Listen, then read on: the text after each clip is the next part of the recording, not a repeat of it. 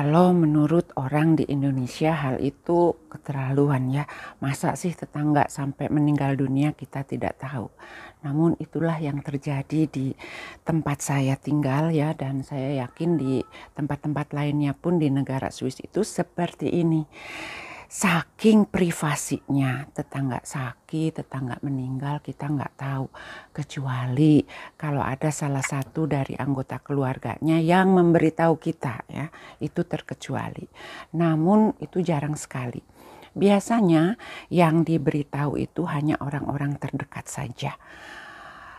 Yang artinya keluarga atau sahabat yang paling dekat. Nah itu barulah ya mereka akan diberitahu. Namun kalau hanya sekedar tetangga, walaupun saya baik ya dengan semua tetangga di sekeliling sini, namun hal-hal demikian itu mereka tidak memberitahukannya kepada saya. Bahkan kalau saya ingin tahu itu, nanti kita mendapatkan pengumuman dari desa, di mana mereka mengumumkan bahwa orang ini sudah meninggal dunia pada hari ini, tanggal berapa. Nah, seperti itu. Selamat pagi, selamat siang, ataupun selamat malam untuk semua sahabat tercinta dimanapun kalian berada. Jumpa lagi dengan saya Pribumi Bandung dari Switzerland. Yang sebetulnya hari ini masih termasuk bulan Agustus, yang biasanya itu masih musim panas ya atau summer. Namun pagi ini saya duduk di teras di rumah, cuacanya tidak begitu baik, bahkan suhu udara hanya 12 derajat Celcius saja. Tentu saja mungkin ya nanti siang udaranya bisa berubah mencapai 20 derajat Celcius. Namun seperti itu teman-teman ya. Pertama, suhu atau cuaca di negara Swiss itu setiap tahunnya tidak selalu sama. Walaupun sekarang bulan Agustus yang biasanya masih hot summer atau masih panas ya, namun di tahun ini banyak sekali hujan dan bahkan kemarin itu suhu udara mencapai 11 derajat Celcius. Nah teman-teman, untuk kalian yang ingin mengunjungi negara Swiss, hal ini pun perlu dicatat. Pada kesempatan video kali ini saya ingin berbagi kehidupan yang saya alami selama saya hidup berpuluh-puluh tahun di negara Swiss. Tentu ada suka dan dukanya. Kalau sukanya juga banyak ya teman-teman ya, terutama yang paling saya suka adalah sistem dari negara ini dan kehidupan yang privasi ya sangat dijaga. Jadi dari segi lain antara satu tetangga dengan tetangga yang lainnya itu kita saling menghormati dan menjaga privasi masing-masing. Nah, namun di samping itu saking privasinya kadang-kadang kita pun jadi bingung ya mau bagaimana dengan tetangga yang kebetulan saya mempunyai seorang tetangga yang dalam keadaan kurang baik ya. Beliau sedang stres berat kayaknya, jadi sering keluar rumah dan teriak-teriak di luar itu ya. Sangat mengganggu sekali sebetulnya. Namun kita sebagai tetangga dekatnya juga dan ya kembali lagi ya toleransi. Jadi kita pun hanya membiarkan saja. Bahkan kadang-kadang saya hanya melambaikan tangan dan tersenyum ya kayak begitu. Nah ini aneh juga ya teman-teman ya. Sebetulnya saya sedih ya melihat kondisi seorang tetangga seperti itu. Dan kalau di Indonesia kita akan mendatanginya dan bagaimana lah ya ngobrol seperti itu. Nah hal serupa itu pun di sini saya lakukan walaupun itu tidak umum untuk budaya di sini. Saya lakukan, saya tersenyum dan saya bertanya apa kabar kayak gitu kan. Ya, namun begitu saya datang, dia pun mungkin kebetulan lagi stresnya datang ya, malah berteriak-teriak ngomong ini, ngomong itu. Akhirnya saya pun pergi lagi, nah kayak gitu. Sebagai gambaran untuk semua sahabat ya, beginilah suasana di teras halaman rumah saya ya, jadi dengan tetangga itu memang ada space, ada cukup jarak ya. Namun karena suasananya selalu sepi, jadi yang terdengar adalah suara burung, maka kalau kita berbicara sedikit keras itu tentu akan kedengeran ya. Jadi jangankan teriak-teriak.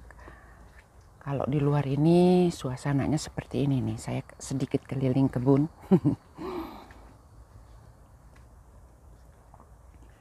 Nah, jadi memang suasananya sangat sepi di sini.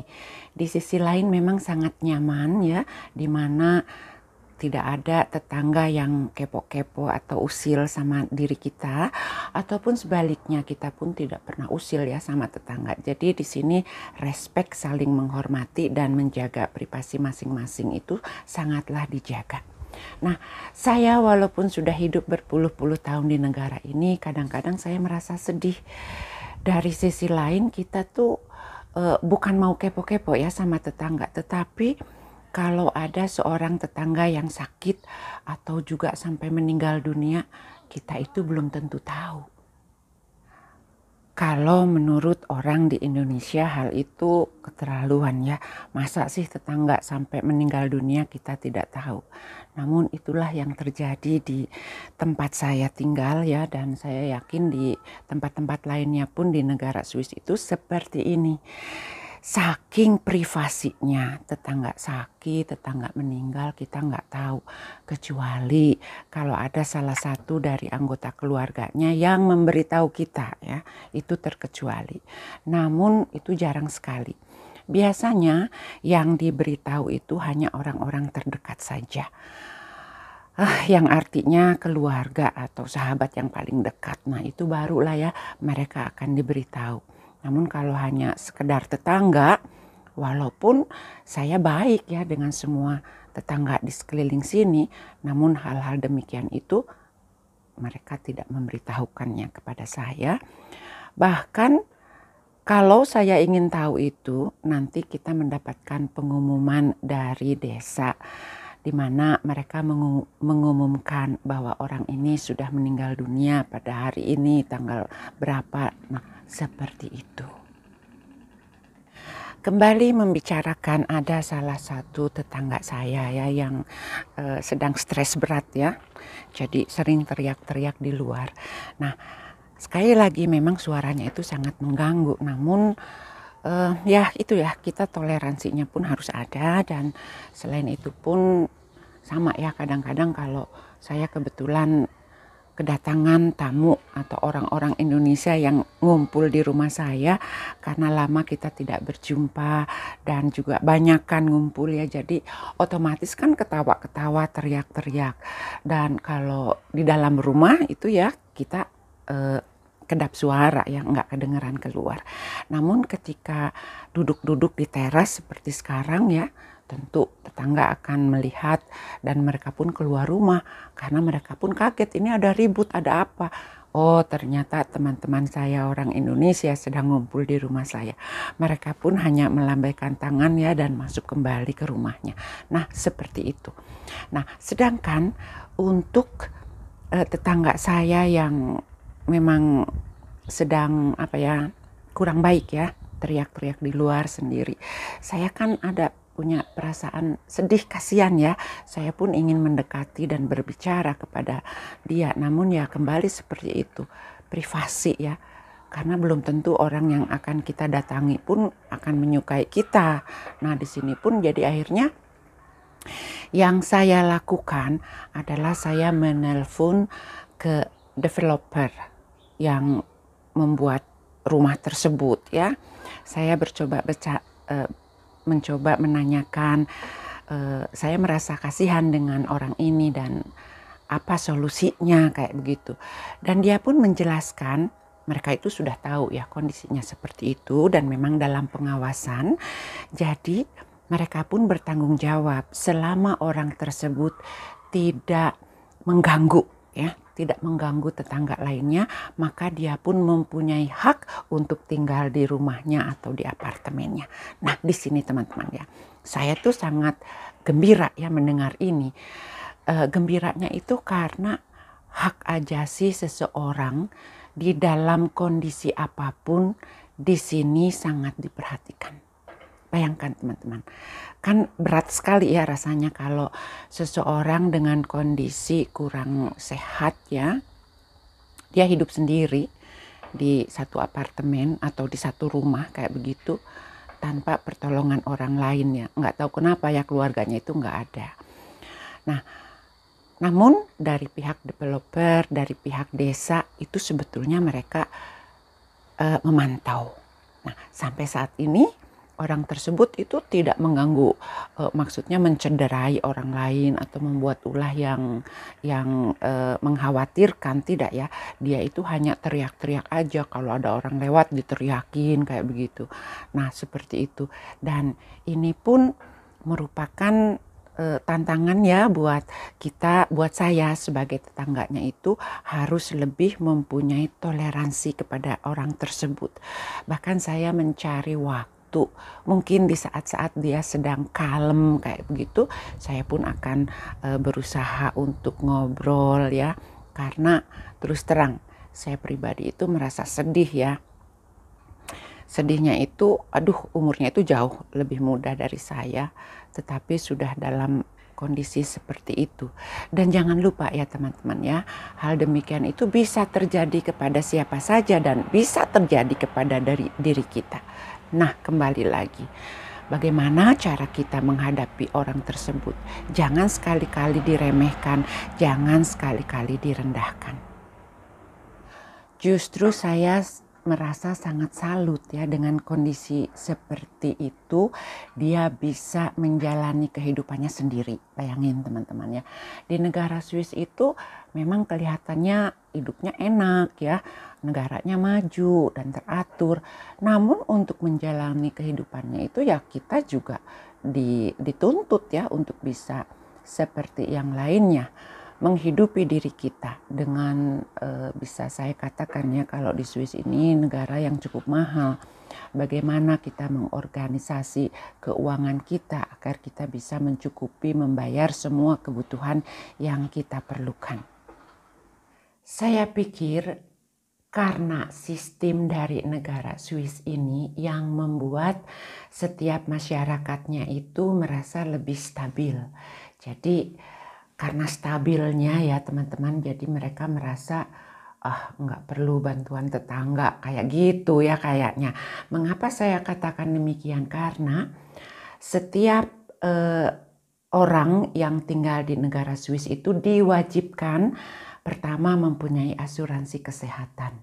Itu wajib ya. Jadi otomatis karena setiap orang mempunyai asuransi kesehatan, dia itu kalau memerlukan pertolongan dokter atau rumah sakit, nah asuransinya ini kan akan ada di belakangnya ya. Jadi dia tidak memerlukan lagi tetangga atau bagaimana, karena dia bisa langsung menelpon ke pihak rumah sakit ya, dan rumah sakit itu akan datang dengan mobil ambulan bila diperlukan.